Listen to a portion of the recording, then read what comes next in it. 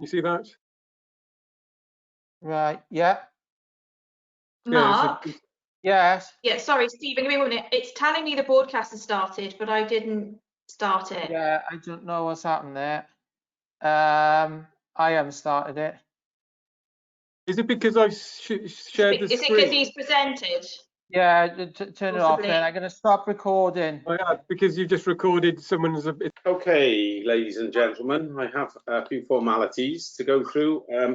Just before I start, this is our first totally virtual meeting. None of us are in the office at all, so it may be a little more tricky than usual. We're already having difficulties with Marcus's connection, but we hope to resolve that. May I remind everybody present that the meeting will be recorded via the internet and this recording archived for future viewing. Could all participants mute themselves when not speaking in order to avoid any background noise or feedback when other panelists are speaking? In addition to that, I would say a couple of people who are on the telephone, if you can keep your phone well away from, if you're watching it on a source or listening on a source, if you can keep your phone well away from that so it doesn't feed back in as well.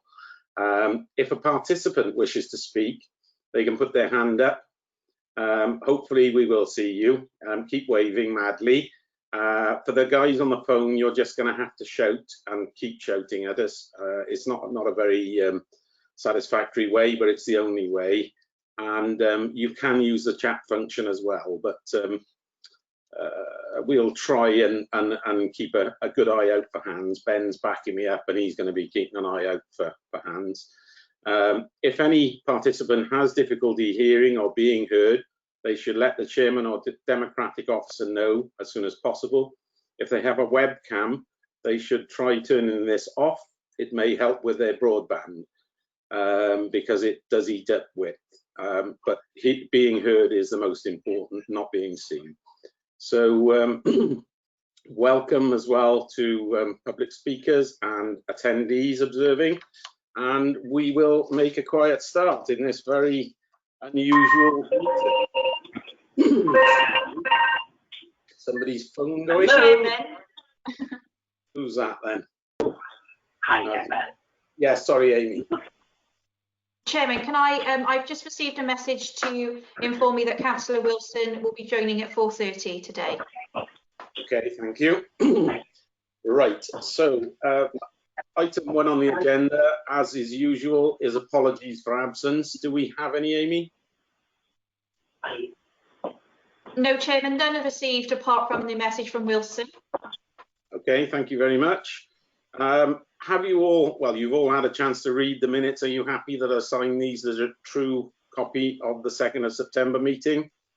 Happy to move the minutes, Chair. Thank you. No discontent? No. Okay, good. Any declarations of interest? No. Good. Okay. So that moves us along to the reports of regeneration and planning. So the first one, excuse me, I've got a bit of a frog in my throat. First one on the agenda is Longlands Quarry, Corntown. It's 2019-004054. I believe Ian is going to present this to us. Ian, over to you. Thank you, Chair. I'll just run through it briefly and get up on the screen, hopefully, the plans and photographs. Can members see the plan that I've put on screen here? Is the plan being shared? Okay, great. Okay. Yes, it is, Ian. Yeah. Lovely, thank you. Okay, so this is a full planning application for the extension of Longlands Quarry. It's a 7.2 approximately hectare extension to the east of the site. If you can see the plan on screen at the moment, the red outline is the site area.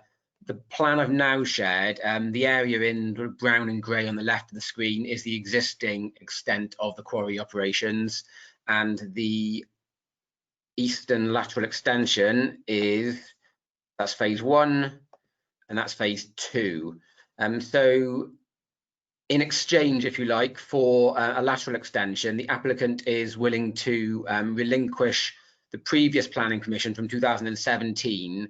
That planning permission would have allowed the quarrying of the consented area here to at least as far down as 25 meters AOD, at which point dewatering would have been required. What the applicant is offering to do is to keep the existing levels in that in the consented quarry, and then the lateral extension would be down to broadly an equivalent depth as the existing quarry, which is 46 AOD. If you want figures, that would mean relinquishing about 1.2, just over 1.2 million tons, and it would be 1.97 would be quarried in this area, so an increase of about 700,000. There's no objections from any technical consultees. It's about 300 meters or so from nearest dwellings, just a bit more. The same limitations that affect the existing quarry would be the extended area would be subject to. So, for example, that would mean there wouldn't be an increase in the number of vehicle trips going to and from the quarry per day. That would be kept at the same amount. And the final date, the sort of backstop date of 2042, I believe, would remain the same.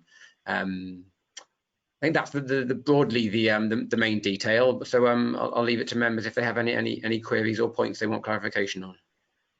Okay, thank you, Ian. Right, I see we haven't any late reps or whatever we call them these days. No. But we do have a speaker. So before I go into questions, I think it's the speaker next. Amy, is the speaker lined up? It's Mr. Yes, Tinsley. Yes, I'm just giving him panelist rights now, Chairman. Great. Mr. Tinsley, when you are ready, can you hear us?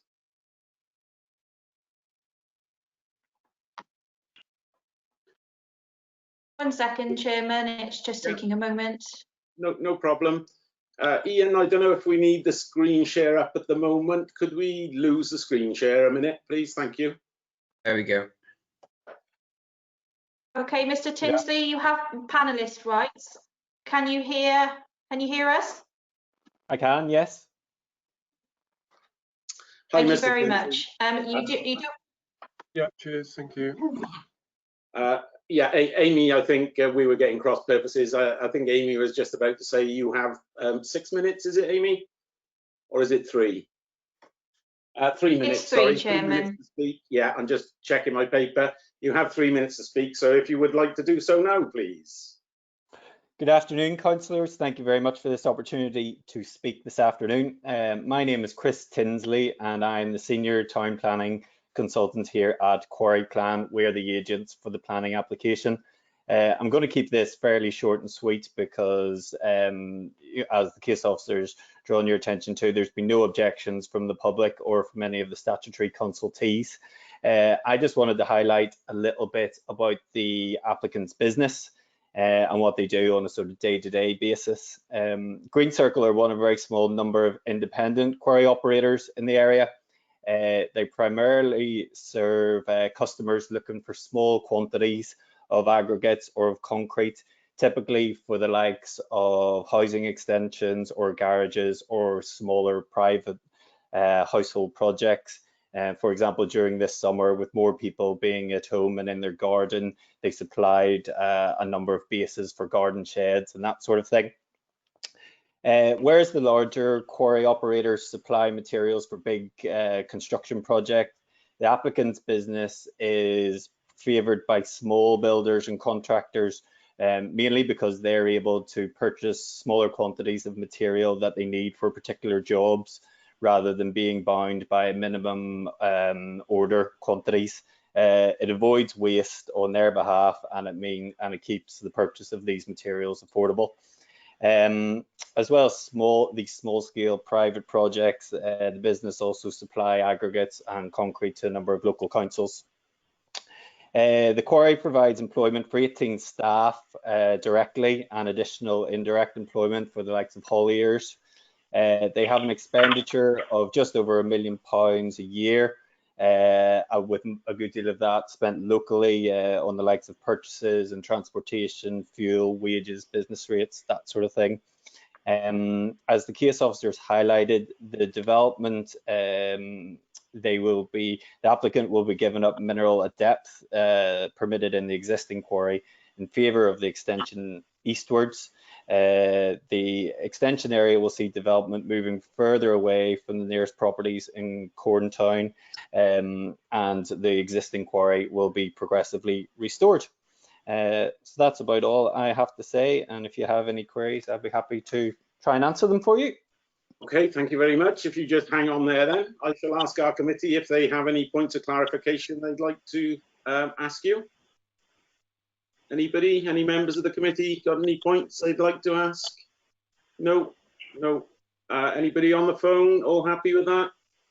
Happy with that, Jonathan. Andrew. Okay, thank you. I was just asking where you were, Andrew. I wondered if you were on the phone. I'm struggling to get on at the moment, Jonathan, but I am here. Okay, thank you. Right, thank you very much, Mr. Tinsley. We will now go on to the debate. So, members of Planning Committee, would you like to ask Ian? Yes, Neil Thomas, please. Councillor Thomas. Yeah, thanks, Chair. Yeah, it's just slow on clicking. I'm generally happy with it, with the proposal, except for the ecology report.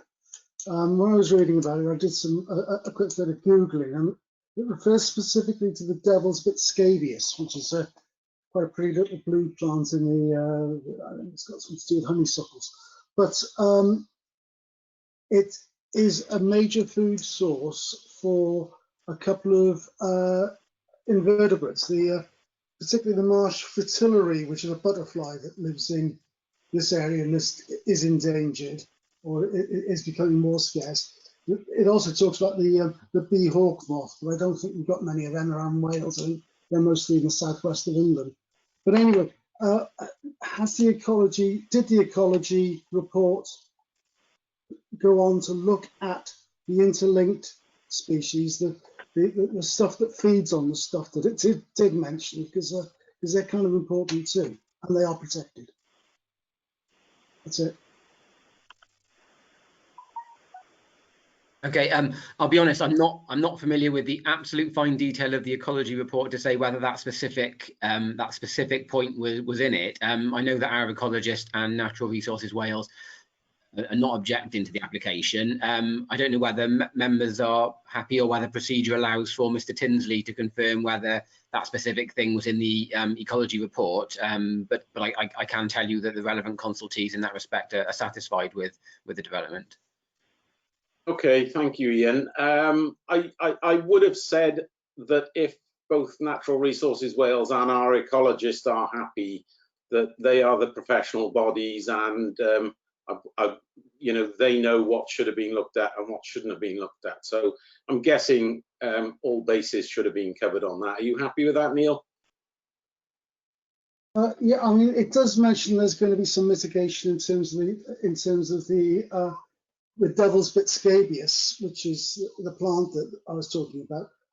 Can Mr. Tinsley give us a little bit more on that, or does he know anything more about that? No, we're not. I don't think protocol allows us to question him. He's allowed to do a presentation, and we're not allowed to question him. Shaf may have an answer for us, though. Shaf, would you like to come in, please?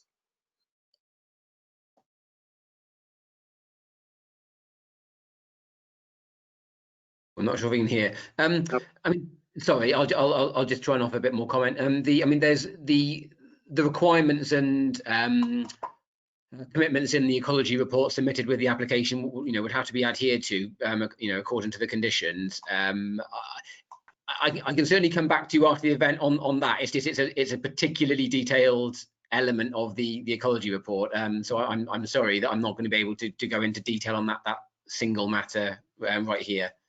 Okay, thank you, Ian. Sorry we couldn't get Shaf on. I think, yeah, I can see you, Christine. I will come to you now in a mo, thank you. But Shaf, are you able to talk to us or not? No. Can you hear me? Yes, we can. I believe this is conditioned, and we've asked for a strategy to be submitted. Condition 53. Okay, that's great. Thank you very much. There you are, Neil, all conditioned up. So Christine, please, over to you. Thank you, Chair. Yes, just a question for Ian, really. I just wonder what the situation would be if the applicant came back at a later date and asked to resubmit for permission for those rights that are being given up at this time. And I guess that what might happen is, you know, it would be for a wider area. It would be something for us to assess on its merits at the time. I think at the moment, in terms of visual impact, we're satisfied that with the screening that's proposed, it will be well shielded from public views. I suppose, if you like, it's a bit of a trade-off from the landscape impact of a smaller depression across a wider area versus a deeper depression across a smaller area. If this were to be consented and then the applicant wanted to go back to the greater depth at the existing quarry area, then we'd be weighing up, you know, then the visual impact of those two things combined. That's not to say there would necessarily be concern, but the applicant would have to demonstrate through landscape impact submissions that were acceptable as well. So unfortunately, I say unfortunately, it doesn't give any great certainty as the likelihood of acceptability. It would simply be a case for assessing that at the time. They wouldn't be barred from making that application in the future, but we would have to look at the landscape impacts and you know, note that they would be both of the elements we're talking about. Okay. Thank you, Ian. I see Neil waving at me curiously, wanted to come back in. Yes, sorry, John. It's just that condition 53 doesn't mention the scabious. It's all about Himalaya balsam, which is an invasive species. It's about removing, treatment, and eradication of policeman's helmet. I think is another name for it. I think there's a hell of a lot of... It doesn't refer to the scabious, which is specifically the protected species I was referring to. So what are you suggesting, Ian? I mean, do you want us to try and amend the conditions to itemise that one particular plant, or? I'd like to see some strengthening of protection for the protected species. Yeah. If you can bear with me for one moment, I'm just scanning through the 50-odd conditions at the moment. I won't be a sec.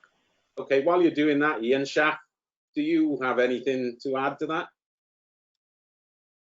Yes, we've got condition 49, which NRW have asked for a species conservation plan. We could add something to that condition to ask for further details, and that would need to be run past NRW. With a specific mention of this particular protected species because of its knock-on effect to other protected species. Okay, if we amend the condition then, would that be sufficient, Neil? It would. So I'm looking for somebody to move the recommendation on this then. Anybody? Yeah, Ben, and if I take Ben and then Christine is going to second, I presume. Yeah, Chair, I'll move off the recommendations as amended, taking account of Councillor Thomas's suggestion. Thank you, Ben. And Christine, were you happy to second that? Thank you very much. Okay, so that is our first one done and dealt with. Thank you very much. I think we need to vote on it first. Yes, we do need to vote on it. We do. I keep forgetting. Okay, so I've got my voting sheets here, and I will go down it quietly. First on the list is me, so I will say I'm for, and I will ask then my vice chairman for his vote. Ben. 4 off the recommendations, Chair. Thank you. Councillor Birch, is she with us?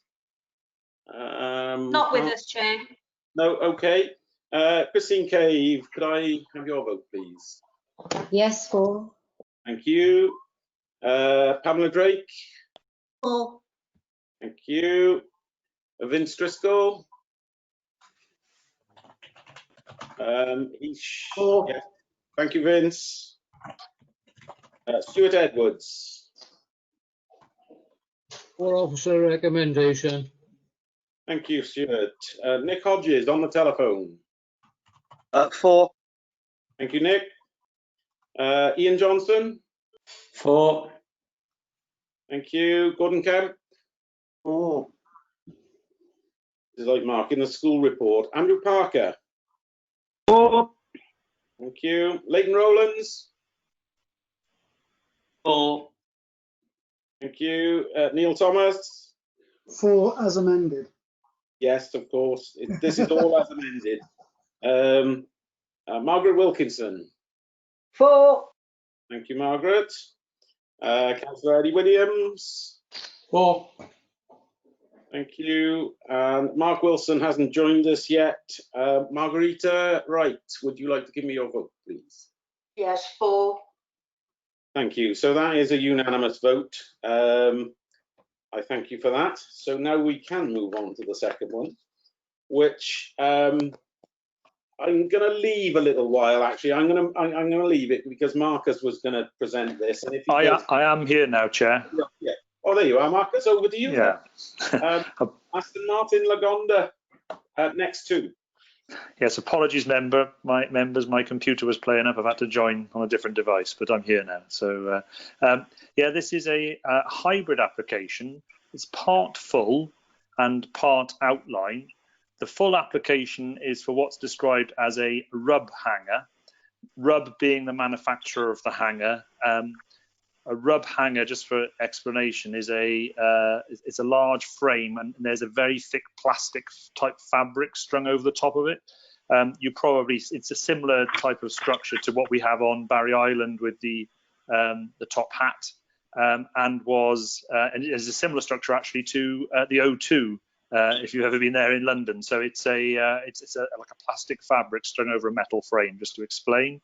So it's a 2,500 square metre rub hanger for aviation uses, and associated slab and apron in detail, and an outline planning application with all matters reserved for 37,500 square metres of offside operational employment facilities, details of which would have to be submitted afterwards. The site is located wholly within the St Athan Enterprise Zone on land allocated in the LDP for employment purposes. There have been a number of consultations, but no specific objections. The one key thing to note on this application, which is dealt with in the section around section 106 contributions, is as part of the scheme, there are requirements usually for section 106. That is set out in the report. But as is not uncommon, the development for commercial development like this on a site has been able to show that viability-wise, it's not able to satisfy the specific financial parts of the section 106, although they have indicated how they intend satisfying issues around job support. Unusually for an application like this, what we have recommended is that a condition is applied. So we have accepted the viability report in respect of the full part of the application for the rub hanger. But because it's in outline for the other part, what we have done is asked that a condition be applied to the consent, which requires the applicant, one, to enter into a section 106 agreement on the outline bit if there is no viability evidence at the time that a reserve matters comes in. So it's a little different to what we would normally do. We would normally apply a section 106 to the whole development, but because it's a hybrid application and because we've accepted the viability statement in respect of the rub hanger alone, we have applied a condition which requires a section 106 agreement or viability statement to be submitted in respect of the outline development part of the application. So just to explain why that's happened. Ian has put the plans up on the screen, I think, just to show the location. It's directly adjacent to Aston Martin, the Aston Martin building. Yeah, if you want to just point to the Aston Martin building, Ian, on the screen, just above. Yeah, that's the Aston Martin building. you can see it is the land proposed is directly adjacent to that. Do we have a plan of the actual rub hanger so we can show where that is going, Ian? Just to also explain, the access road to this land has already been granted permission under a separate consent. So that does not form part of this application. Sorry, I will get down to it. One of these plans is rather large, and it takes me a while to skip through it. But there is a here we go. There is a plan. There is a plan that does show the location, I believe. That's the rub hanger itself.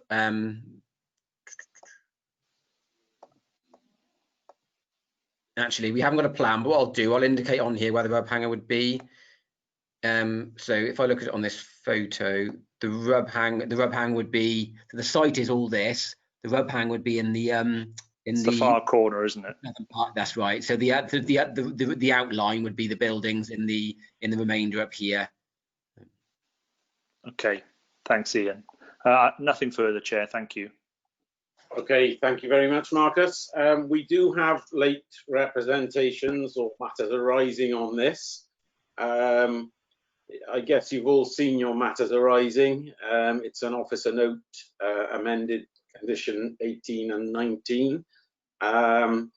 So if you will bear that in mind, I will open the floor up to questions because there's no speakers on this, are there? No. Any questions? No questions? Yes, Ben Gray. Thank you, Chair, and thank you for that explanation, Marcus. Be useful to understand what they would need to bring forward when this outline consent potentially goes to full consent in the future. But I'm content with what I've heard so far. At the end of the day, this structure and where it is and what its purpose is for is perhaps exactly what St Athan was designed for in the first place. And so I'd move Officer recommendations as amended by matters arising. Thank you very much. Christine? Yeah, I'm happy to second. Thank you very much. Excuse me. So what I'm going to do with this one, rather than ask you all, I'm going to ask, is anybody not in favour of this? You're all happy with officers' recommendations? Yes? I'm happy on the phone, Jonathan, Andrew. Okay, that saves us a little bit of time, thank you. So I will put that through. I think, Amy, just to clarify, are you happy that I've done it that way? Yeah.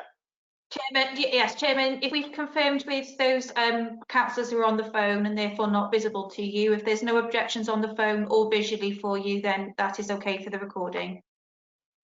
Okay, great. Thank you very much. Guys on the phone, this is your chance now. Can you just confirm verbally, please? Confirm, Andrew. Confirm, Leighton.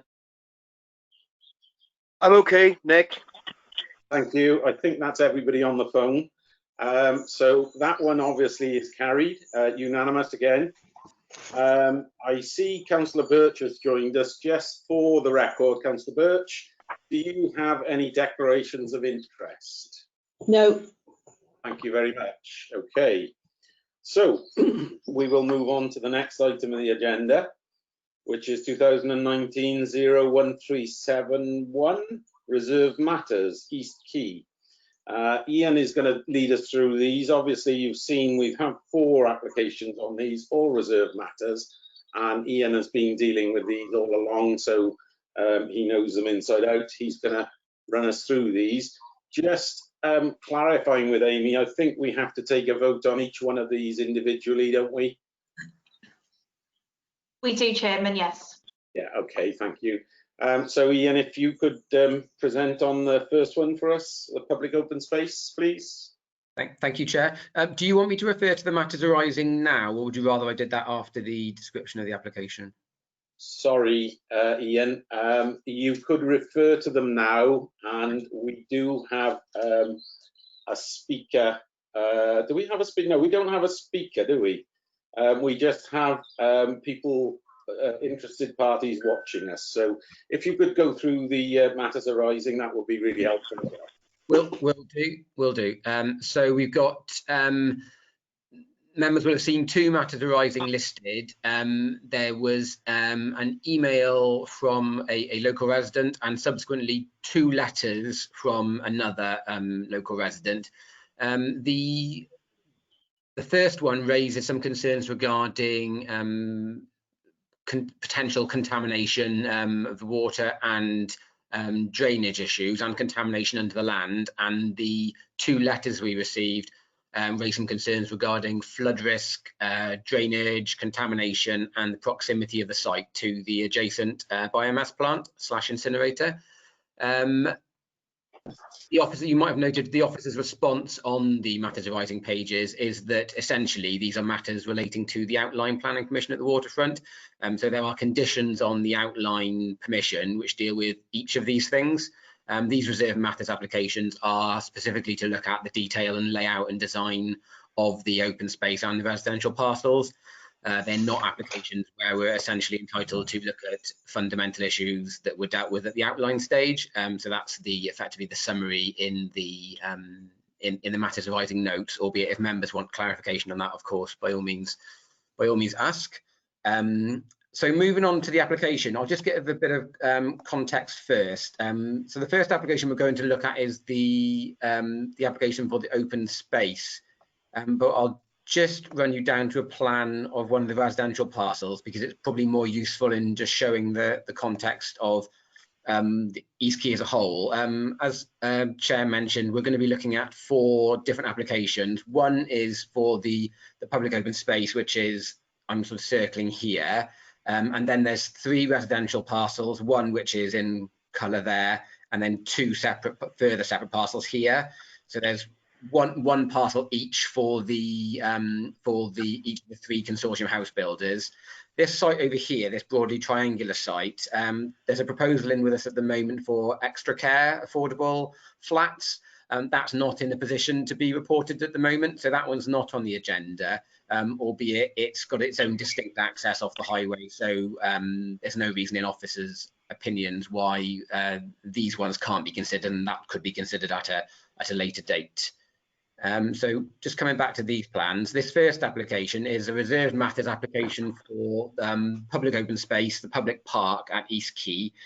So this land is allocated for these purposes in the local development plan, and it's also benefits from outline permission for a park in this specific location. So just the main points of interest on the park, it's there's pedestrian entry points from Urodva here, and then there's a pathway that leads through to Quarry Way. Then there's a further sort of network of paths through the park leading to a new area of public realm which runs around the graving dock. If any members have seen the public realm that's currently being constructed on South Quay Waterside with block paving, it'd be very similar in character and design to that.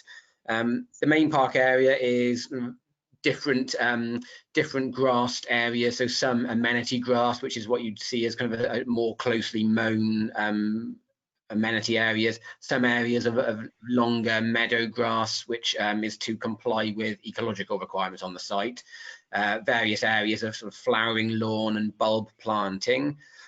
This area here is a spiral footpath that goes out to a raised kind of platform where there's proposed to be some kind of enclosure like a pergola or something to act as a bit of a focal viewing point.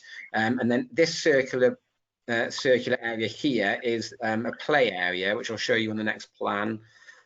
So across the waterfront, there's a requirement for a certain amount of play space to be provided in the legal agreement, and what's left over to provide on East Quay is 1 leap, which is a local equipped play area, and 2 laps, which are the sort of smaller type.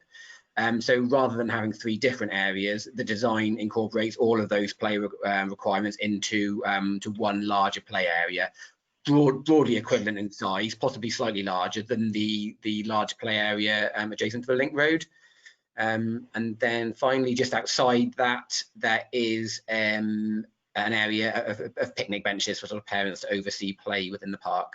I think those are the main issues, so I won't go into any more detail, but if members need clarification, I'm happy to provide it.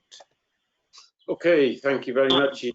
Now, on the message board, I have Ian Johnson, who wants to speak on this, and the other 3 applications. So I think it's only fair, as part of it is in his ward, as I think it is anyway. I'm not 100% sure, but Ian, I will let you come in first and see where we go with this. Thank you, Chair. I wasn't sure if it was more appropriate for Ian to. The problem is these are a block of applications, so I'm wondering if it makes more sense for. Not quite sure what's going back on that. As you've got a block of applications, they are interrelated. So even if we're voting on them separately, I think it makes sense for Ian to talk through the range of them, and then we come back afterwards. Does that make sense to you, Chair?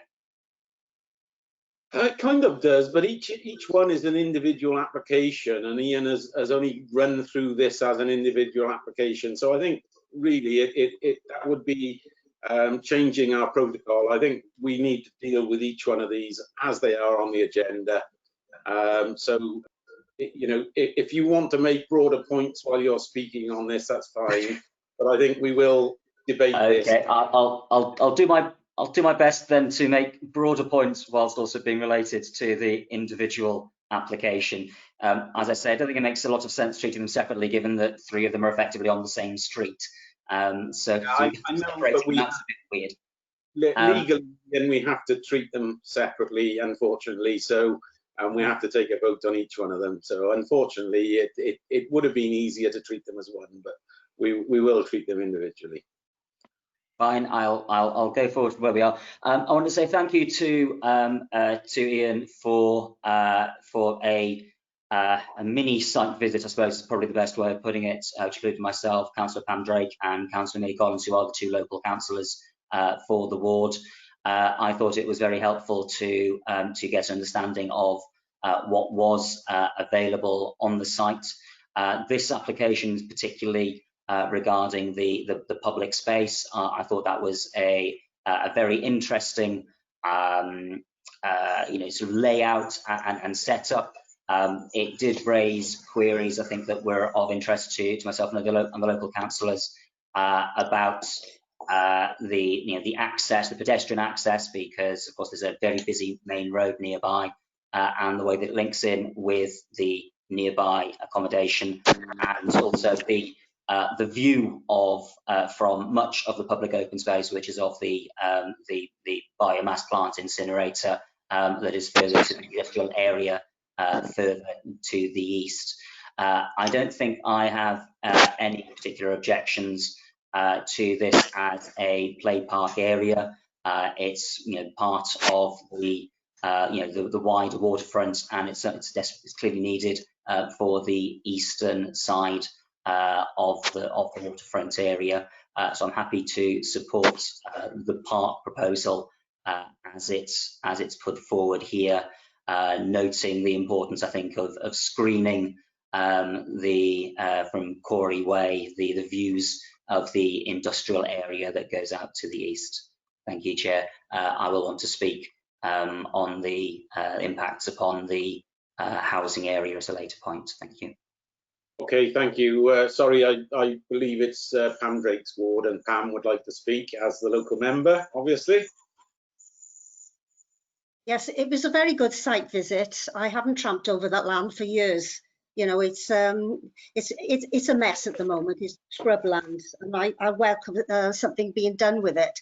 The only concern I have, which Barry Town Council actually raised an objection, is about the management of the site afterwards, because we do have a lot of antisocial behaviour down there, and I do have concerns about that. And I welcome that they, I think in the plans, they amended it, they increased the level of plants and things. And, you know, with climate change and everything, we've got to be looking at that. So I would welcome a comment about that problem, about the management of this site as and when it's done. But the site, I think, is absolutely brilliant, and I welcome it. Thank you, Pam. So that's a question on social management as well as physical management then, really. Ian, could you give us an answer on that one, please? Yeah, that's fine.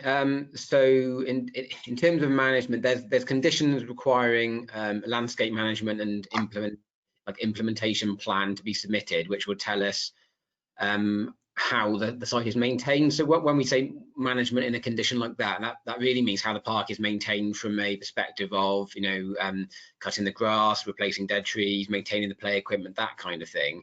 I know Bury Town Council are concerned they would rather the council was managing the land instead.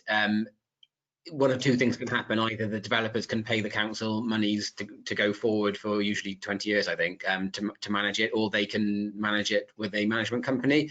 I'm still happy that we're in full control over the robustness of the management scheme, because if they put in a management schedule which is inadequate, we won't approve it, and subsequently when we do approve something sufficiently robust, if they don't keep to that and it's not being maintained accordingly, then that's enforceable. If it gives members any comfort, I've probably gone back to the consortium 5 or 6 times on management schedules they've submitted on other parcels of the waterfront, because they haven't been sufficiently robust. Things like they've only been proposing to replace dead trees and plants, for 2 years rather than 5, and things like that, or not mowing frequently enough. So it is something we're very aware of, and we'll make sure that the management schedule is adequate. When it comes to things like antisocial behaviour, it's not really something we can deal with by planning conditions. It's probably going to be a police matter. If the residential parcels are approved, members will see that there's quite a substantial overlooking of the park from sort of 3- and 4-story buildings, which you'd hope would serve as a disincentive to anybody to behave in that way. You can never rule it out, but it's not something the planning process can really deal with, I'm afraid. Okay, thank you very much. I've got Neil Thomas coming in next, but just before I go to Neil, Pam, were you happy with that response? Yes, I'm happy with that. I was just concerned about the antisocial behaviour, about damage to the park and things like that, but as you said, if those bills go ahead, that people will be able to see those kind of things and hopefully report them. Hopefully, yes, it should be a very obvious site, and with it being such a nice site, I would like to think that people will take pride in it and certainly frown upon anybody doing any damage to it. But Neil, you wanted to come in. Yeah, it's on the management of the site. We've seen horror stories from other parts of the UK where development companies have kept control and management of play areas within their projects, and have then excluded tenants from the social housing and so on from using the facilities for various reasons. And I want to ensure that no such thing could possibly happen in this area. I mean, it's as I say, a horror story, but we have heard about them. Okay, Neil, I think Ian will be able to reassure you on that. As our planners, they're not going to wear anything like that, but I'll let Ian say that. I think it's very unlikely to happen. I'm just wondering whether, for belt and braces, if it gave comfort, whether I could add a condition which said something along the lines of the area shall be maintained as a public park in perpetuity, wording to that effect, just for absolute clarification of the kind of the nature of the use. It's not a private park to serve. With full public access, not just for residents, because as I say, some of the ones we've heard about in the press have been for they've reserved it for the expensive flats and not allowed anybody from outside or anybody from the social housing to go on. I appreciate the concerns, and I dare say it has happened. I think it would. I think it would be unlikely in this case, but I'm certainly happy to add a condition on. I don't think the developers would mind, because I think that would be in line with their intentions anyway. Well, I would have thought it was unlikely in any case, but it does happen. Yeah. Thank you for that. We will amend then, Ian, using that. Now I've got Councillor Gray and then Councillor Wilkinson would like to come in. So Ben, if you would like to come in next, please. Thank you, Chair, and thank you for your explanations, Ian, with regard to matters arising and the outline consent covering those. I've already heard 2 or 3 members say that they're keen on this. I'd just like to formally move officer recommendations as amended just then on this application. Thank you very much, Ben. Margaret, you wanted to have a word. I will second Ben's recommendation, and I'll second that. But can I say it's similar to White Farm in Devonmore. They do not look after their areas at all. The park, you can't even see the park, and it's overgrown. So I know what these private developers do. They don't, afterwards, they walk away and they forget to come back and look after their landscaping. Point taken, Margaret. Ian, I don't know whether you want to make any comment on that, but I guess if we've got a legal agreement with them, we can prosecute them if they fail to keep their duties up. Yeah, we could enforce against a breach of condition, and then if they didn't remedy it, we could prosecute them then. So if anyone reported that to us, I'm sure the enforcement officers would be straight on it. Okay, thank you all very much. We have had a mover and a seconder. I don't seem to see anybody else with their hands up. Just for everybody else, Councillor Wilson joined us just before the start of this debate. So he's waving at us. Thank you, Mark. He has heard all the debate and will be entitled to vote on this one. So that leads us, we have a full house. Again, are there any dissenters to this? If there are, I will go through and take votes, but if there are not, I will mark it down as all in favour. Any dissenters? On the telephone?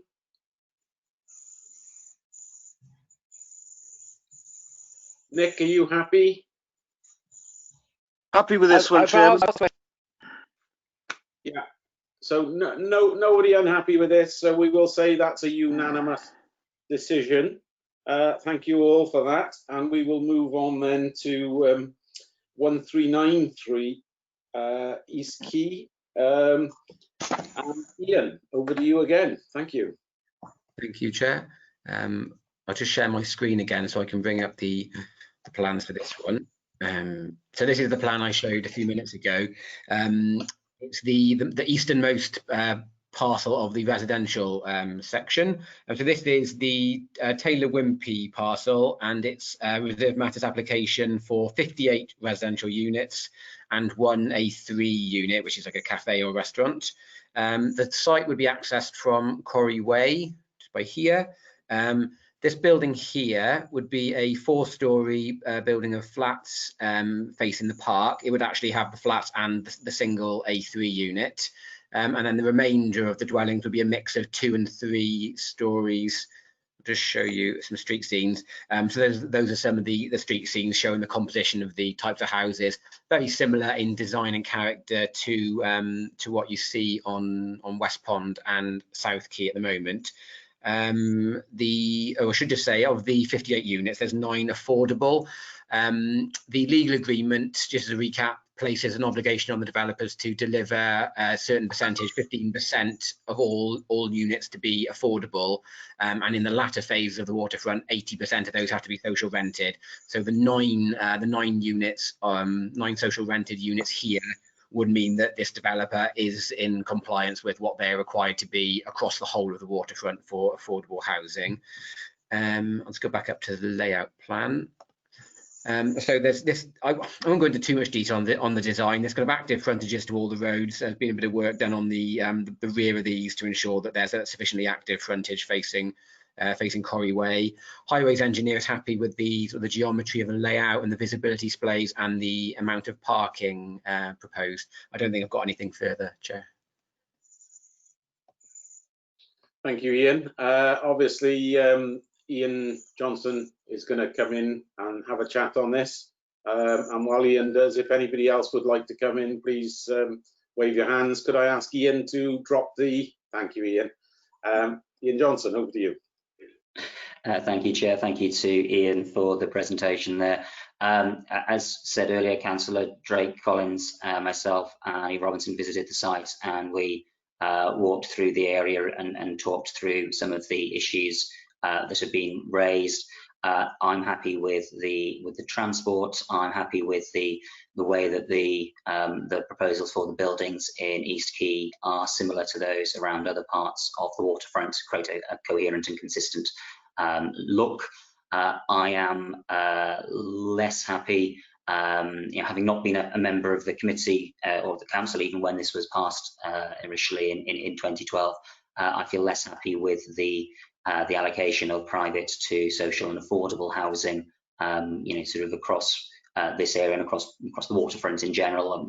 In Barry, we've seen a lot of social and affordable housing only developments, and it seems that there was an opportunity missed to have a better mixture around the waterfront. I don't know if the proximity to the main road and the train station is the reason why this is the area that's got fewer affordable houses than other parts. In saying that, I do want to come back to some of the matters arising that have been sent in and raised by Ian earlier, just to get clarification regarding how those fit in between the outline applications, which were 2009 passed in 2012, and then the 2014 application, which has been continually updated. I think the last I saw was a decision notice version 11 for January 2020. There's reference to lots of different conditions within there, and I think I need clarity on exactly where those fall. In particular, I think with regards to the state of the graving dock and the sort of what may or may not be in there. I'm not an expert on decisions made 25 years ago. The CSO, the sewage outlets, and the drainage issues that were raised in one of the matters arising. Just clarification on how the conditioning of that operates in this context.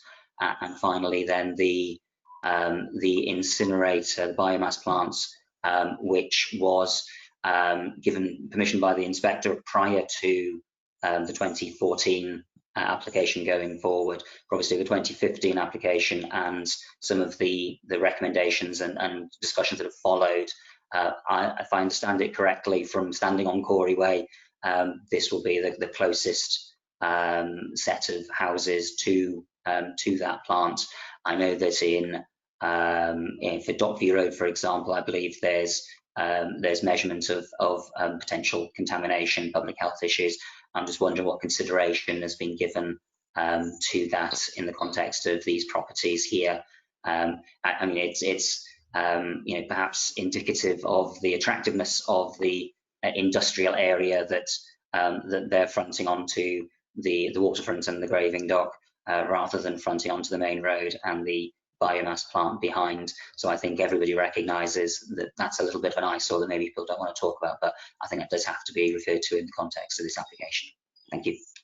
Thank you, Ian. Just before I ask Ian Robinson to come back on that, Mark Wilson, as I said, joined us earlier. Mark, I just have to clarify with you, do you have any declarations of interest? No, I don't. Thank you very much. Right, that leads us with all the T's crossed and I's dotted then. Ian, could you come back to Dr. Johnson, please? Will do. Yeah, just in terms of affordable housing, the percentage of this parcel that's affordable is just over 15%, and the 15% I refer to is obviously quite a bit less than the 30 and 35 and 40 we see for different settlements in the LDC. And that was a consequence of the viability of this development at the time that the outline was approved. There are review mechanisms in the legal agreement, but essentially for now it's 15%. What we wouldn't have wanted was all of the affordable being stored up for one site. So broadly speaking, we've wanted kind of 15% of each site. I didn't deal with the first applications on West Pond. A colleague of mine did, but they were slightly under on provision.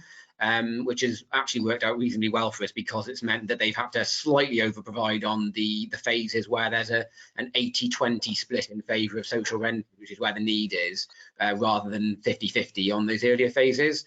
But that being said, it wasn't a significant under provision and isn't consequently a significant over provision.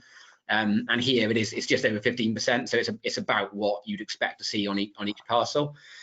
In terms of decision notices, it's not so much that the consent's been revised all those number of times. The way that we sort of process things administratively now, every time there's a condition discharged or approved, we issue a new decision notice with the details of that on it, so that anybody looking at decision notice can see the most up-to-date version, see all the documents that have been approved and things like that. So when you see online something like, you know, decision notice version 11, it's just that we probably approved conditions or discharged conditions 11 times since the application was determined. On the matters arising, I'm still in correspondence with the gentleman that submitted 2 of the matters arising on those matters, to try and give him some comfort on the kind of how the outline conditions deal with that. And that's all I can really say at the moment, is that the outline conditions do deal with it, and the subsequent development, if approved, of these dwellings has to still have regard to and be done in accordance with the terms of the outline conditions. So in terms of drainage, yeah, some concerns being raised regarding the combined sewer overflow, but my understanding is that the surface goes to the dock and the foul goes to the public network. It goes to a pumping station just north of that triangular site first, and then towards a rising main. I'm in some discussion with the developer's designer and the gentleman that made the matters arising on that, just to try and give him some comfort that that's been looked at with the scrutiny he thinks is fit. In terms of contamination, I won't and can't go into absolute detail on the nature and specifics of what the contamination is and how deep it is, but I hope it would give members comfort to say that there's a lot of robust contamination conditions on the outline consent, and the developer has been very good with getting the details in to discharge those within the timescales they should be, rather than doing things after the event. So when we get those details in, we consult Natural Resources Wales and our regulatory services sections. I'm not in remediating contaminated land, so I rely on the responses of those consultees, and they've been happy with what's been put before them.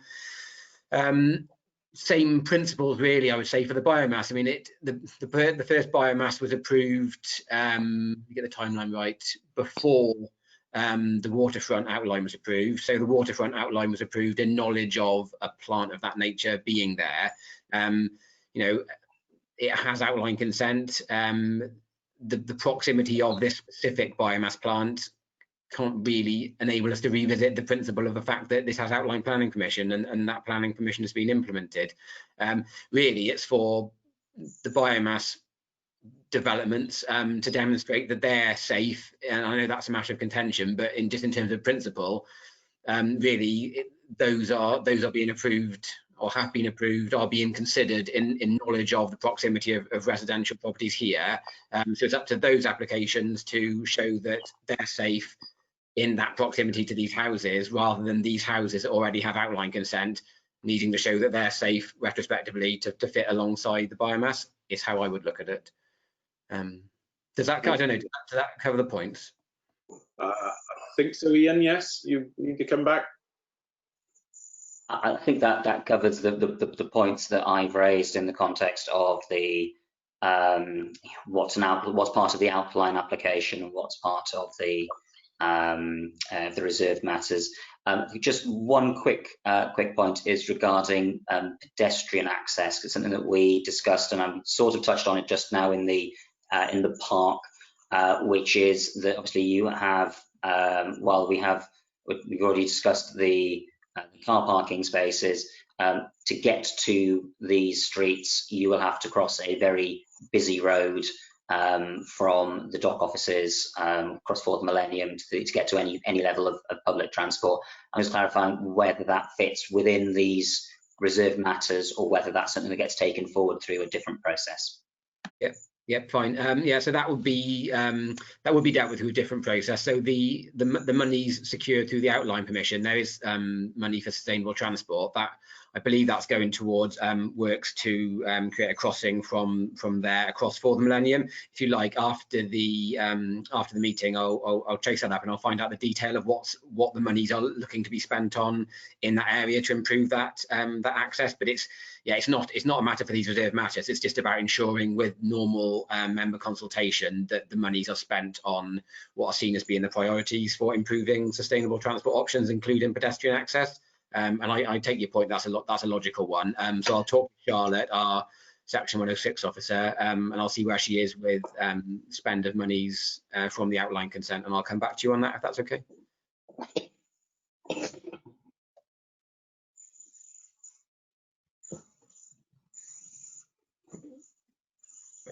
Sorry, Pam, I thought I was unmuted. Could you would like to come in?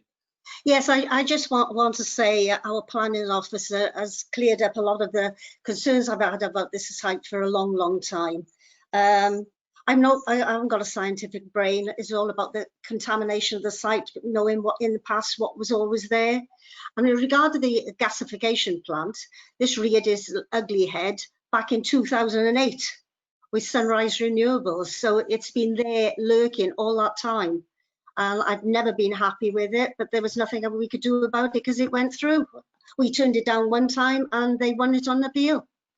So be it. Okay, thank you, Pam. Is anybody else? Yes, Eddie, you'd like a question, please. In case we haven't done, I'd like to move officers' recommendations. Okay, thank you, Eddie. Now I heard a shout then from Nick, I believe. Was it from Nick or is it Thomas? It's Nick, sir. Yeah, I'd like to have a quick question, and it's about the state of the land because it has been mentioned. Now, I was around on the council 25 years ago, but not 26 years ago when something was passed. Then there was a great disquiet and campaign about the dumping of asbestos and other hazardous waste within a graving dock, within a liner of 25 years longevity. I'm just wondering, is it still there? Ian, would you have an answer for that? Or no? Marcus is signalling. Yes, Marcus, please. Just to really come back quickly on that, some members may recall that when this application was originally approved in outline and when we had the first batch of reserved matters through, one of the issues that's caused the developers masses of problems is that the very issue Nick talked about, which is that a lot of asbestos was actually found outside of the liner. And actually what happened was that the site has taken, or in that particular case, the site took additional 12 months to be developed, to even start, because they have, as time has gone on, had to remove materials that were indicated that were removed but actually hadn't been, and they had to remove those before they could continue. Now that was actually thrown up by the process of submitting details to remediate the site following the outline consent. I understand that there was if not a case, certainly action attempted to be taken against ABP because obviously the works to remediate the site initially were supposed to have been undertaken by ABP and the site was purchased on that basis. We are aware it has cost the developers considerably more to develop the site than they originally expected because of the amount of material that had to come out of there. So that's just a little bit of knowledge dating back to around about 2010, 2011, when the first conditions were discharged following the outline consent, just to give some comfort that that material was discovered and it was removed. And I think Nick can probably recall that we got a lot of complaints at the time about the volume of vehicles that were taking material out of the site because it couldn't be kept on site, it had to be taken away. And so at that time, I think we ended up with a plan showing which way the vehicles had to move. But that just to give some clarity and background to that. Thank you, Marcus. Now, Ben Gray has indicated. So, Chairman, coming back quickly on that, if I may. Yeah. I appreciate that's the story of the land, but I'm just trying to confirm and get it straight in my own mind. Does that include the encapsulated waste within the liner, within the graving dock?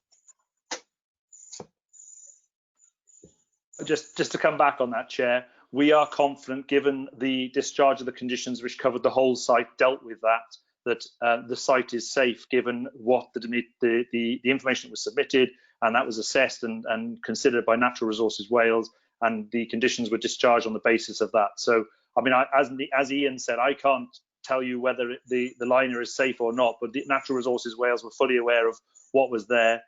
Large amounts of material had to be taken out of the site and material brought in. As far as we're concerned, and as far as Natural Resources Wales and all the other consultees who were consulted on that part of the application are concerned, they consider that the condition was discharged around remediation of the land.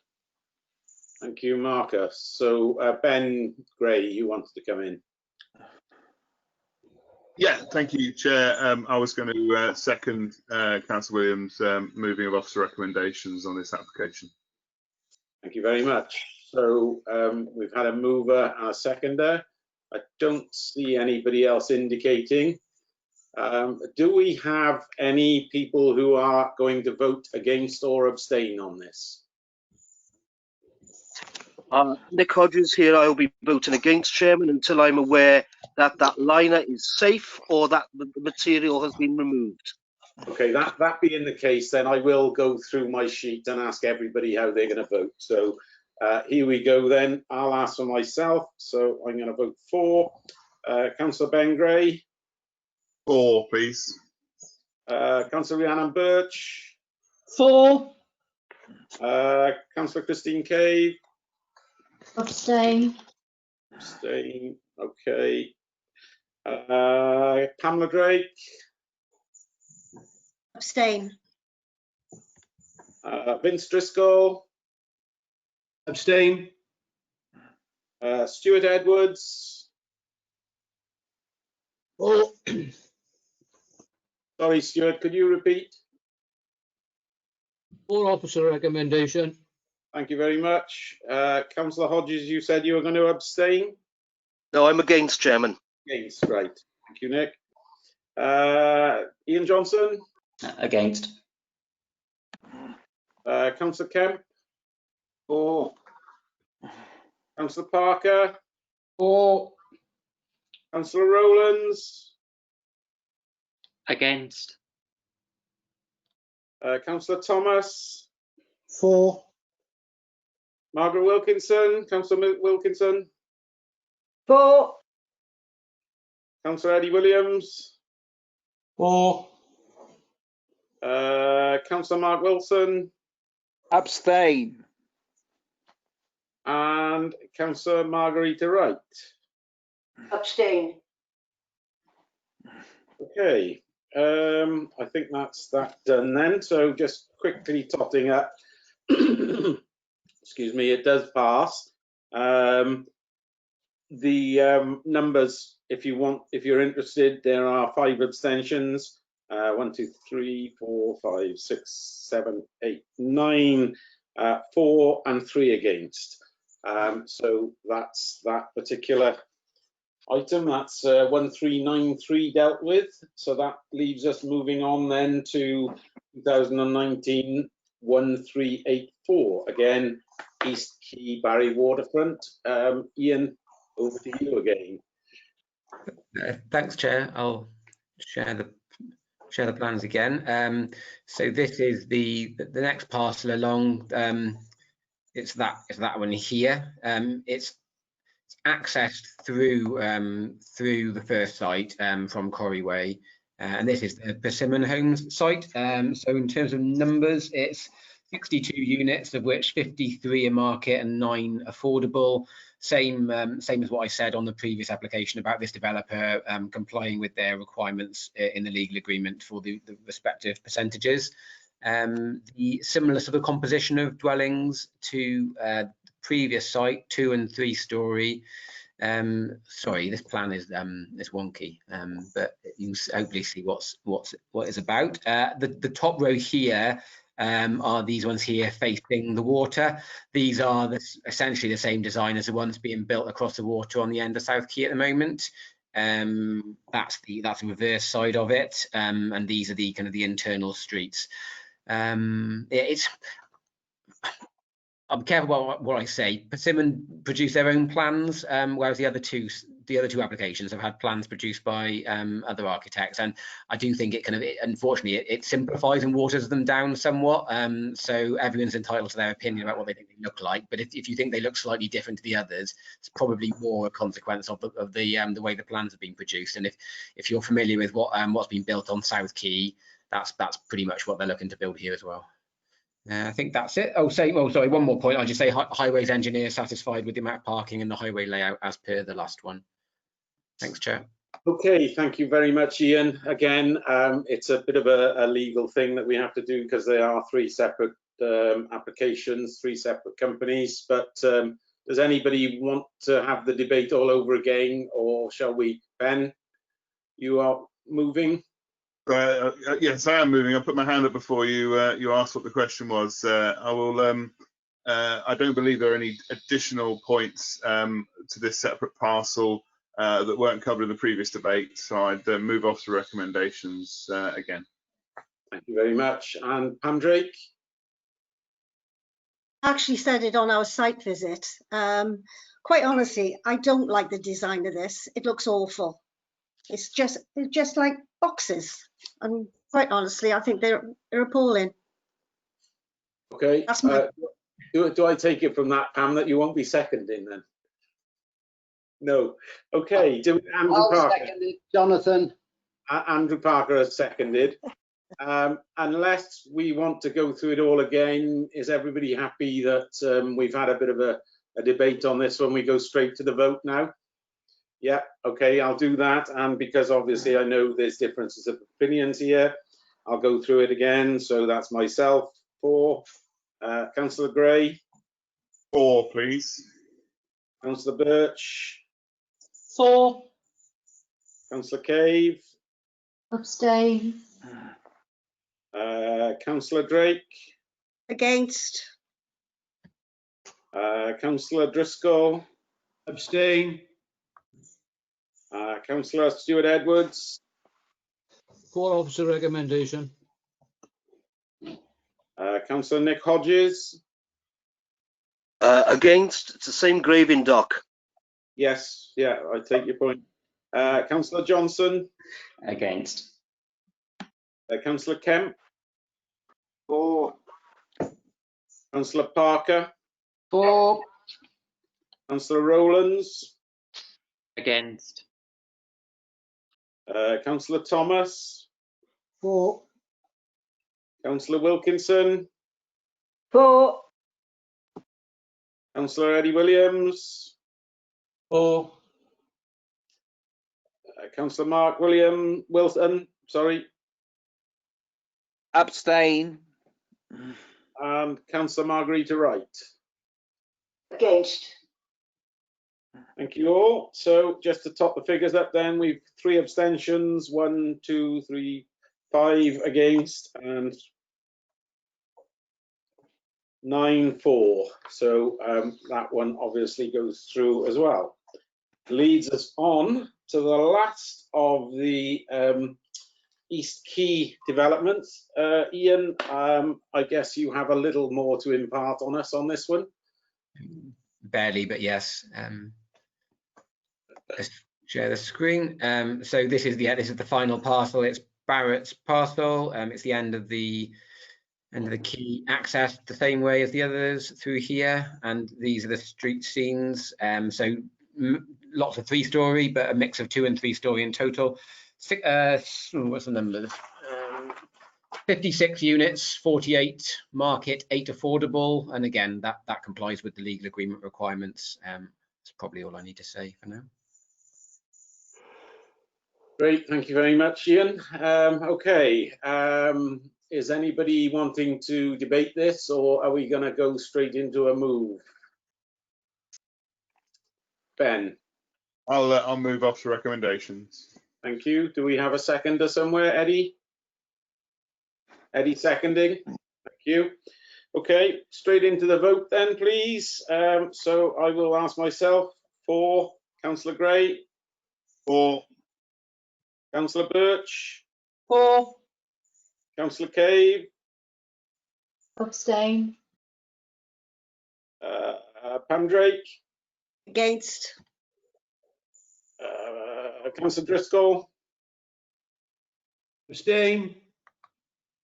Councillor Edwards, For officer recommendation.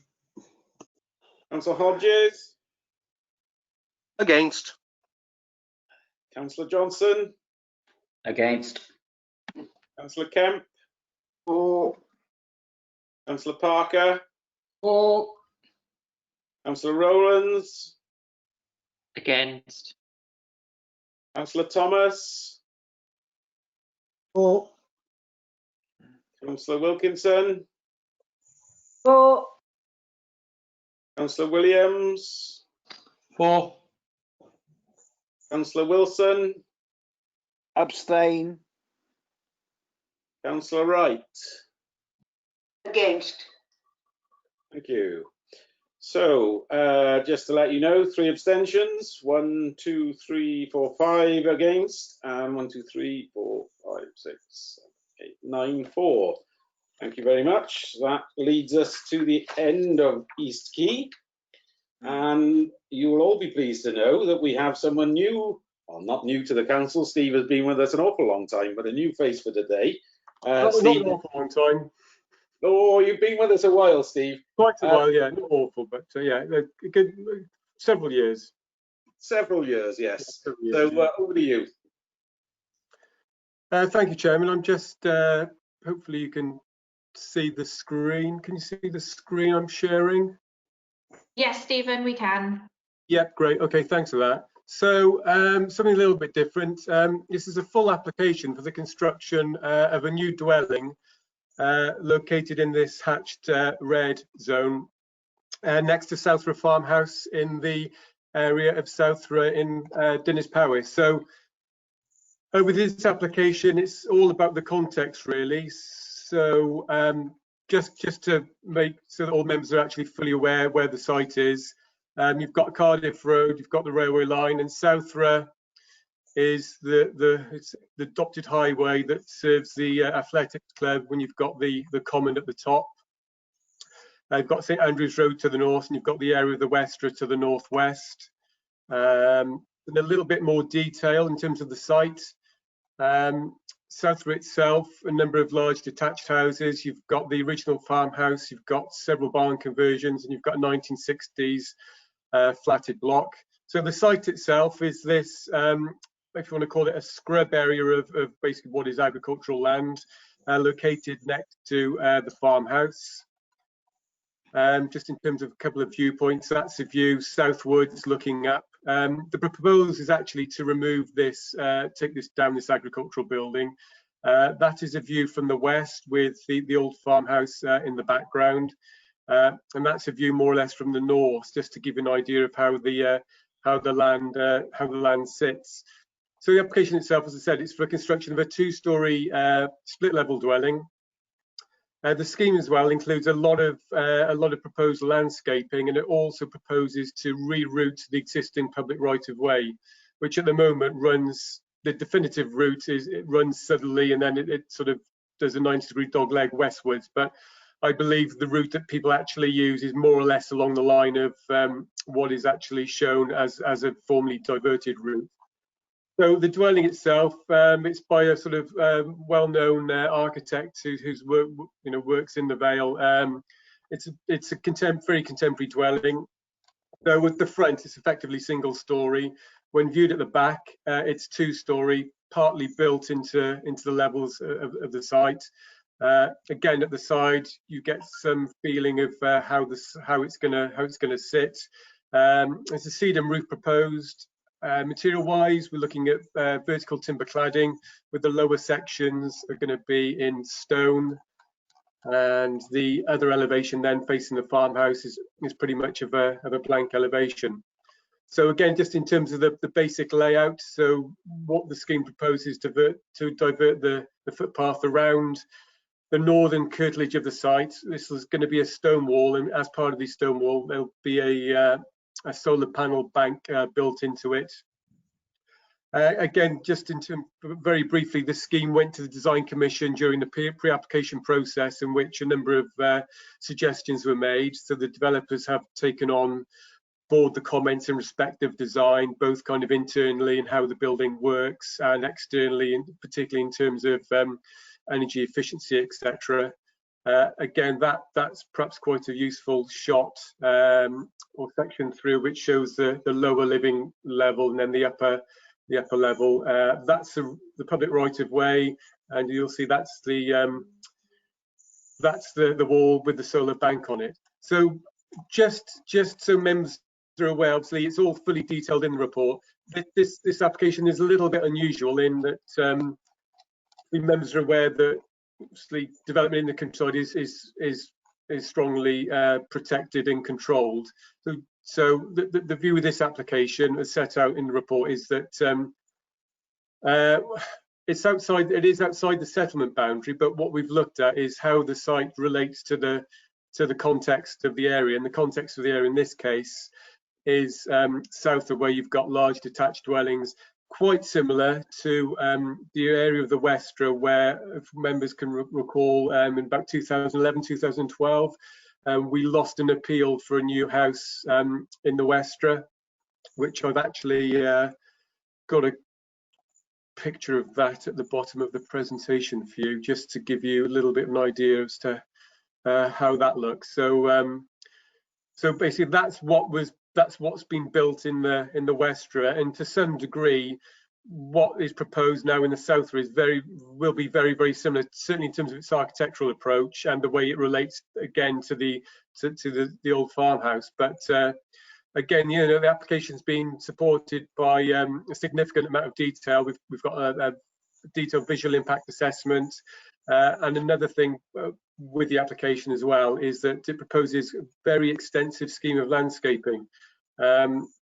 So you've got the main house, and what the applicant is proposing to plant is a whole basically a native woodland to the north, in addition to some orchard planting to the south, and recreate native field hedgerows to the west. To some degree, all of it is really to give the site a little bit more of a feeling of enclosure, but in reality, all the works of native planting could be undertaken anyway without planning permission. This is kind of something he wants to do over and above perhaps what you'd normally have just for developing a house. So I think I'll leave it there, Chairman, if that's okay. I'm happy to answer any questions.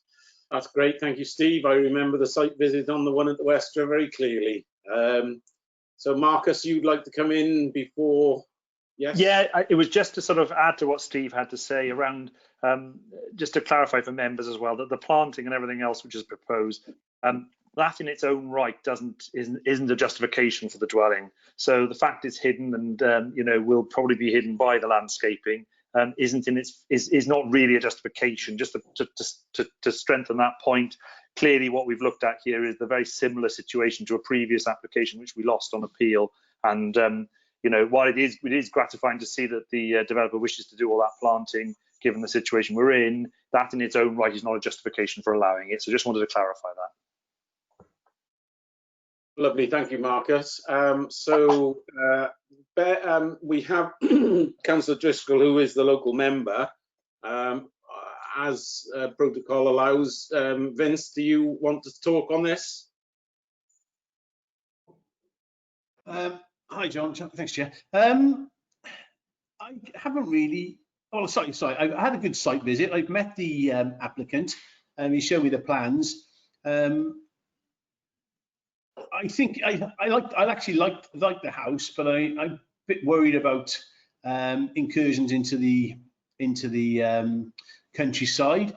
The fact that you've lost a previous appeal on application really doesn't really give you much choice in the matter, does it? Well, is that my...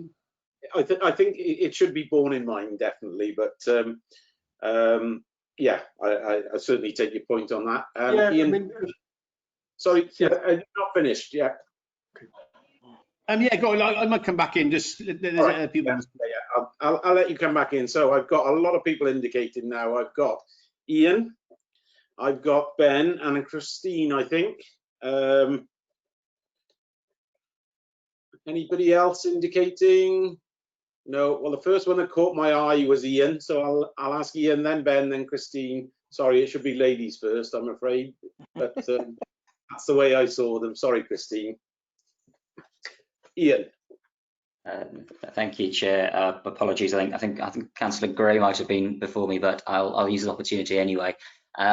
Just to clarify on the, we've been given the Westra application as an example for something to which we should be paying attention. Could I just have clarification then? The Southwood development that's the application is here is outside of the settlement as in our LDP 2011 to 2026. Obviously, the 2011 Westra development was prior to that that LDP being a twinkle in somebody's eye. Just a clarification for where that under what whether that was outside the settlement under the plans at the time, and have those settlement boundaries changed in any way as a result of the LDP which we passed in 2017. Thank you. Okay, I can see Marcus is ready with the answer to that one, Ian, and Steve indicating as well. So Marcus and Steve, if you need to come in after Marcus. Okay, Steve, go first. I'll come in if. Okay, it's absolutely, it's a valid point to say we've copied the Westra reasons for refusal in the report, and yeah, absolutely correct. It was the previous unitary development plan we refused it on. At the time, the Westra was outside the settlement boundary and remains outside the settlement boundary. And a similar fashion to the south, really, where you have got quite a group of dwellings, but in terms of I guess more from an infrastructure point of view, etc., that a lot of it doesn't have adequate footpaths, etc., that the Westra has been excluded. But bringing it up to date, certainly, we're not holding that Westra decision out there as setting a strong precedent. The scheme absolutely stands up, on its own right, particularly in relation to Planning Policy Wales. So, I mean, really, we control dwellings in the countryside for two reasons. One is the impact on the countryside itself, and one is to prevent development that's not sustainable or in sustainable locations whereby you have to actually get in a car to travel to facilities, etc. So, the site in Southwood is 500-600 meters from the settlement, and actually very, very close to the village centre, probably a lot significantly closer than a large part of Dinas Powys itself. So and also the fact that Southwood is relatively safe walking routes. It's a no-through road. Whilst there's no dedicated footpaths there is basically a grass verge along the whole of the route. So from that point of view, we feel the site is sustainable, and then it falls down really on development in the countryside, and which is a similar consideration in the Westra application. I mean, we refused it on the basis that we felt that it was an unacceptable extension of ribbon development outside the settlement boundary. But having obviously reread the inspector's report, he looked at the character and of the dwellings in the locality, the size of the plots and the back gardens and the relationship, etc., and felt that it was just a logical continuation of it. So, absolutely, we developments in the countryside, we refuse a significant number of them. In the case of this application, it has been supported by a very, very comprehensive scheme. And as Marcus has alluded, it's not just over landscape to screen the site. The landscaping itself is more from an ecological benefit, really. So the LVIA does clearly demonstrate that the site is actually not that visible, only from about 5 or 6 viewpoints. And the most visible viewpoint actually is from the line of the adjoining footpath. So, but that's a very, very localized impact. Thank you, Steve. Marcus, do you have anything to add on that? No, I think probably Steve's made the point. The biggest point here is when you take account of Planning Policy Wales and the sustainability of the settlement, there are very few situations where this could be replicated. Dinas Powys is quite quite unusual in the fact that it's quite a large sustainable settlement located within farmland and on the edge, and having a lot of farmland close to it.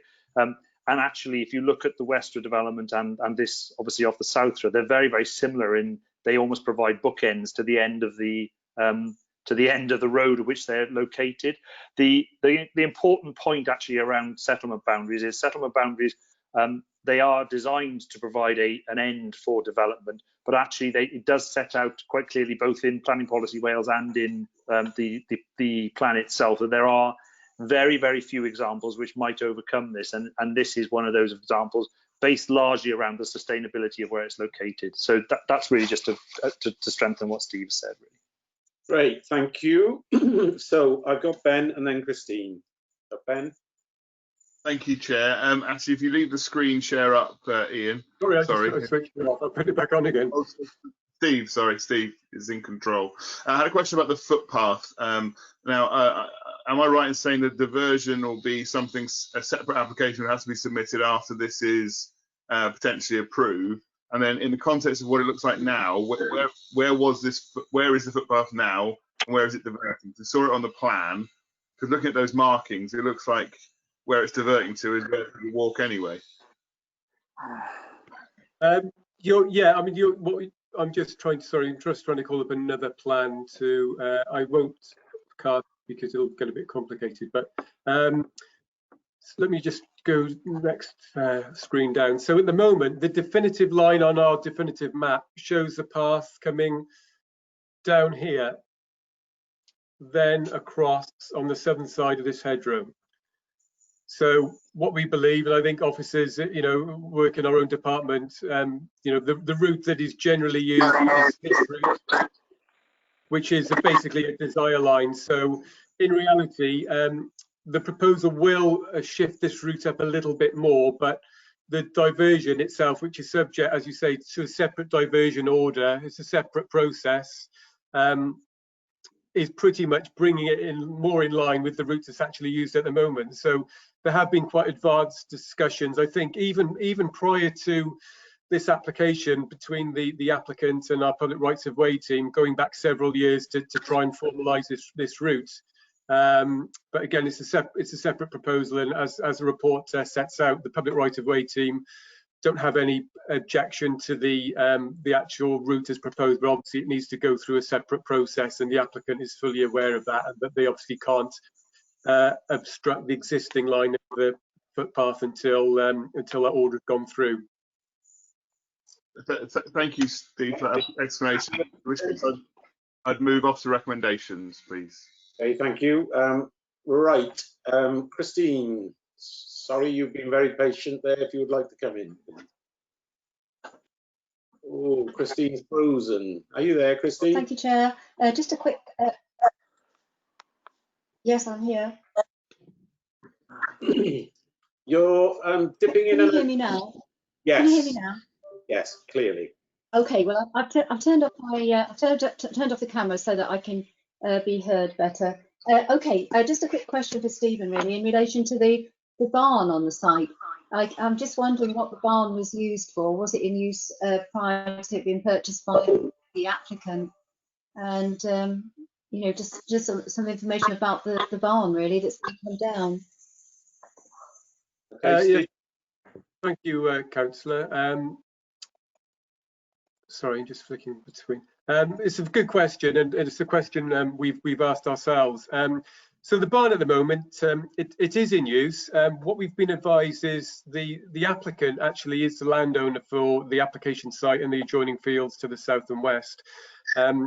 The barn itself is used by, I'd use the word tenant farmer, but on a yearly license rather than him being a proper tenant. So the idea is whether or not, what is unknown from the agent and the applicant, whether or not the farmer intends to, whether that license would be renewed after a year. But the proposal is to take the farm building down. I mean, I think it's partly used. I think some of it is agricultural use, but it's partly used. So obviously, if it does need to be re-erected in another location, I mean, it's a relatively small scale rural building. Without prejudice to any other future application, there wouldn't be a particular issue with it being resited elsewhere. It's not a case of we're offsetting one impact against another in this instance.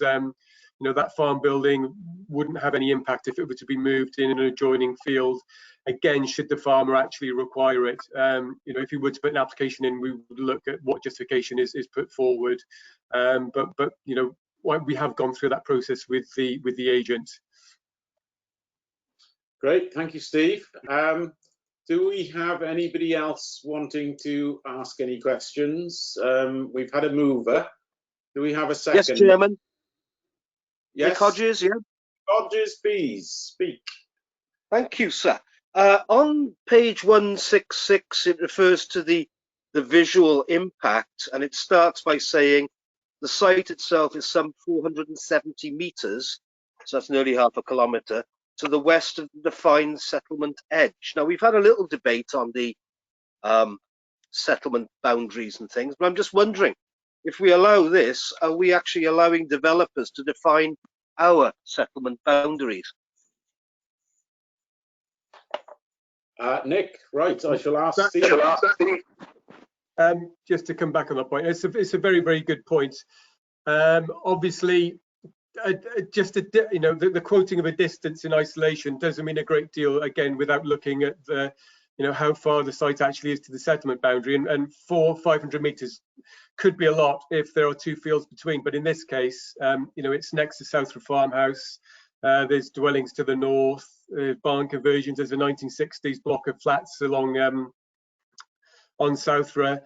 Again, it's a 500-metre walking distance. So again, there's those two issues of, is it in a sustainable location, and the harm on the countryside. So I mean, certainly we don't want developers to dictate how far out settlements should go, and I'd absolutely agree that, you know, that the standing point is to obviously new developments should be within settlement boundaries, and you know, we do allow rounding off, and this, you know, this is going a step beyond traditional rounding off. But again, Planning Policy Wales is quite specific, and that's kind of what we're holding the decision on. So, you know, it's fair to say that this decision isn't wholly complying with all the policies in the plan, but we do think it's compliant with policy MD1 in terms of the actual impact on the countryside, and in line with the latest Planning Policy Wales, which suggests that if you've got dwellings, groups of dwellings in the countryside, not the open countryside, this is, you know, more the sort of semi-rural countryside. But the key thing is this about sustainability and how those sites relate to settlements. And as I said before, you know, in terms of access to the settlement and facilities, this site is as close to any other infill plot that you would probably find actually within the settlement. Okay, thank you, Steve. So do we have a seconder for this? Anybody going to second? Margaret? Yeah, I'll second, Chairman. Well, Margaret is waving at me. Was that a second, Margaret? Yes, I'll second. Yes, second. Thank you. Sorry, Andrew, she beat you to it, but yeah, thank you very much. So we have a proposer and a seconder. I see there are differences of opinion, so I think we'll do the voting on this as per the previous three. Can we lose the screen share? Sorry? Can we lose the screen share now, Chair? No, we don't. So as we're taking it, Jonathan, I want Yes. to say something. I put on the chat, I want to ask a question. So I don't know what's going on here. On question, it's very difficult for us to monitor everything, Mark, but if you want to ask a question, please do. Yes, please. I just ask, is there any contribution, section 106 contribution on its application? Yes, thanks. Very good point. Yes, there is. The applicant is willing to pay an off-site contribution. I think it equates to 27,000. So it's the standard contribution that you would get for the equivalent of 40% of an affordable house on site. So absolutely, that's something we've secured. Thank you. Okay, so Andrew Parker's waving at me. Andrew, can't hear you, Andrew. Now you've gone completely. There we are, back again, I think. Well, I can hear you, yes. Yeah. Now, just a point of clarification. The contribution is £27,000. I always thought it probably would be more, but as the applicant is likely to live in it for the 3-year period, I am right in assuming that that money will not come for affordable housing. Is that correct or incorrect? Steve? Oh, Steve's frozen. Marcus, are you still there? I'm there. I was going to say, if Marcus and Steve were frozen, I would have answered, but do you want me to answer that? I can yes. Probably address it. I can see Marcus is awake now, but there's sorry, a self-build criteria, which is that if the person building it lives in it for a specified amount of time, then that exempts them from the affordable housing contribution. So they may pay it, but they may not have to. It depends on whether it's a true self-build or not. Okay, thank you, Ian. That clarifies that point, Andrew. Yeah. So are we happy to go to the vote now then? Yeah. Okay, so I will say for myself, I'm going for officer's recommendation. Councillor Gray? For. Councillor Birch? For. Councillor Cave? For. Councillor Drake? For. Councillor Driscoll? Abstain. Councillor Edwards? For officer recommendation. Thank you. Councillor Hodges? Not even getting the cash. Against. Councillor Johnson? Against. Councillor Kemp? For. Councillor Parker? For. Councillor Rowlands? For. Councillor Thomas? For. Councillor Wilkinson? For. Councillor Williams? For. Councillor Wilson? Against. And Councillor Wright? For. Thank you. So just to put you in the picture, 1 abstention, 4 against, and 1, 2, 3, 4, 5, 6, 7, 8, 9, 10, 11, 12, 4. Obviously clearly carried. So that finishes agenda item 4. I don't have any items deemed as urgent. So it just leaves me to thank everybody today. It was a new experience again for us all, and I think we're all improving on this muting and everything. I thought the meeting went very well. You've all behaved yourselves very well. Thank the officers. We've put a lot of work into it behind the scenes. Thank you all very much. Amy's been thundering away for the last few days trying to get us all working properly. But yes, thank you all. Thank you all for attending, and a good evening to you. You don't need a safe journey home. Cheers all.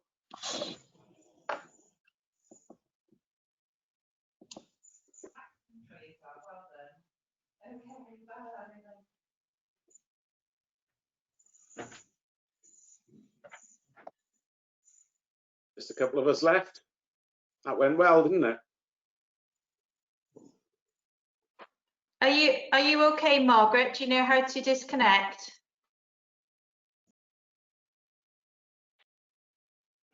Frozen. Yeah, I think she may have disconnected. It's just frozen. Okay, I'll clear for everybody, okay? Yeah. Okay, cheers all. Thanks a lot. Thank you all. Bye-bye. It went very well, Jonathan. That was excellent.